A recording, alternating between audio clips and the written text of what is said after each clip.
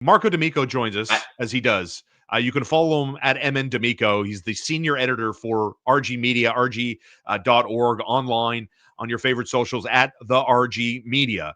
And you guys have been all over the Ivan Demidov storyline as he goes about his second season in the KHL, where after 55 games, Demidov has 19 goals and 46 points. But it's perhaps the question about his future that is troubling some Canadian fans. Marco, with reports out suggesting that he's going to join the Canadiens as soon as his the current deal with SKA St. Petersburg comes to an end. But Rotenberg apparently has other plans. In a recent press conference, said he would not let Demidov leave SKA until he wins the Gagarin Cup, their version of the Stanley Cup. It's giving Hab fans in this market heart palpitations. I mean, idle threats, win the title or else, or like, walk me through how that translates in your brain. yeah. Well, this is Ivan Demidov's rookie year in the KHL, and he's already producing to an elite level. So Yeah. obviously, it makes sense that Rotenberg would kind of say that. I would say that, as the owner, I believe that would be Alexander Medvedev, would probably want our buddy Ivan to stay there. However, Yeah. coach and manager Roman Rottenberg has no pull on keeping him beyond the 31st of May, 2025. Right. Uh, they don't, and I think Demidov's clan with Dan Milstein at Gold Star Hockey have been very direct. They're going to honor the end of this contract, and then after that, they're going to the NHL. I don't think fans need to worry about what Roman Rottenberg says. He's kind of the type of manager that just flies off the wheel. Right. Think of him as like an unchecked Brian Burke, like just says stuff just randomly. Like he'll say stuff like that, and then in a previous press conference said that Ivan Demidov is going to be one of the best players in the world, bar none. Right. So, like, whatever. But at the same time, like Canadians fans are going to read those quotes and they're going to get, concerned. There is no concern. There is absolutely no concern. I think everyone in the NHL is very aware that there's about to be an exodus of young Russian players out of the KHL and into the NHL. We're talking about Danila Yurov with the Minnesota Wild. We're talking about Alexander Nikishin, teammate of Ivan Demidov, going to the Carolina Hurricanes. Ivan Demidov is going to come over. Dmitry Simashev might even finish the season with Utah. So there are a lot of players. Nabokov with Colorado. Like there are a lot of you may see maybe like half a dozen, if not a dozen, young top end Russians cross over. I don't think that Canadians fans need to worry. And I will say that having spoken to Ivan Demidov and having interviewed him, he was extremely appreciative of the fact that the Montreal Canadiens went to Russia to meet him and just kind of reinforce their appreciation of him and showing that they can't wait to work with him. Like that rang true. And I don't think that Canadians fans need to worry.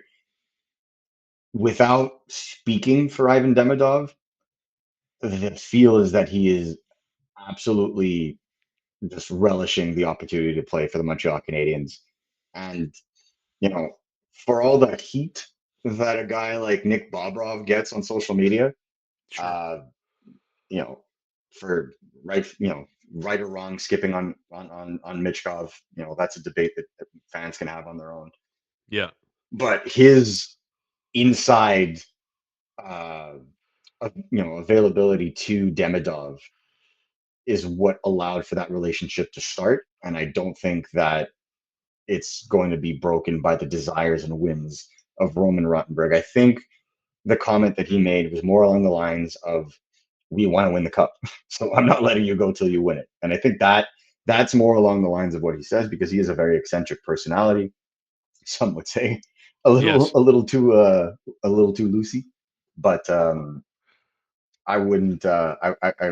Canadian fans, don't worry. That's all I got to say. because that's the thing too, right? I mean, like you said, Rotenberg can say whatever he wants to say. Ultimately, I mean, the contract comes to an end when he played 4 games the year before. It's his first full on, rookie season, as you alluded to, in the season that he's having and the situations he plays in. The other Mm. angle that I get, whether it's people listening and commenting on TSN 690 on the morning show or here on YouTube.com about Ivan Demidov. And again, we're going to get into Kirby Doc. And for those that wonder about who's the center of the future, who plays behind Nick Suzuki, people keep talking about Ivan Demidov. Can we No. clear the air here, please, once and for all? Let's pay attention with what Marco's about to tell you. That even though, I mean, he's a winger and wants to play on the wing, can we squash this talk about Ivan Demidov coming here and he's going to be the next Jonathan Drouin? I'll take on the center role, coach. Give me the challenge. I'm ready to run with it. Ivan Demidov is a winger, Marco, and will play on the wing, Marco. Yeah. So we asked him point blank Yeah. whether he would play center. And he used to play center, but he hasn't played center in 2 years. And his biggest concern, he doesn't think that he would necessarily have trouble adapting to playing center. His biggest concern that he said is he's absolutely terrible on faceoffs Right. and just wouldn't be very good at that skill. Obviously, it's a skill that can be learned, as we've seen. Yeah. Nick Suzuki wasn't necessarily the best face-off guy, but now he's, I would say, above average for sure. But when you look at a guy, one of the biggest critiques that most Canadians fans have of Kirby Doc is that he's not really good in the dot. Like, why would you do that? It's the equivalent of bringing in a young defenseman and playing him on his offside, like Hayden Right. Gooley, Yeah. or Lane Hudson lately, and that it explains why the play has dipped of late. You Yeah. don't bring in young players and put them in situations where they're already not comfortable in an environment where they're not necessarily comfortable and expect them to thrive. And I think, he was very mature in his answer to us, and he said, you know, I'll play wherever they want me to play, but I just don't think it's a really good idea to put me at center. I think I can impact the game more along the wings, and it gives me a little bit more offensive liberty without being a defensive liability. I think that was key. So, you know, there there are valid questions as to what the number two center role is going to look like. Is it going to be Kirby Doc, turning the corner and hitting the Jets on his development? Is it going to be Michael Hage in a couple of years? Can they afford to wait for that?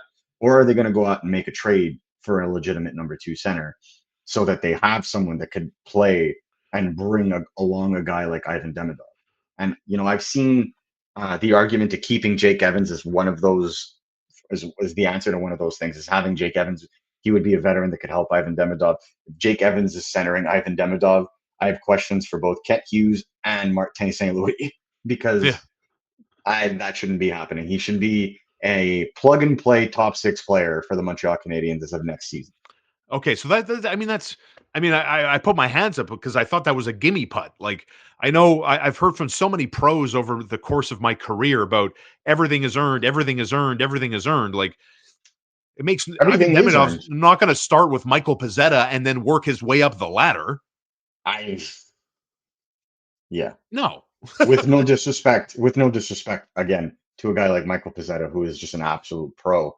I think when you look at a situation like the way that the Montreal Canadiens are building it, there is playing the hard ball, which is you got to earn it, you got to earn it, you got to earn it, which is like for example what they did with Uri Slavkovsky when he started, Yeah, right. but then becomes the concept of necessity and wanting to win hockey games and playing your best players.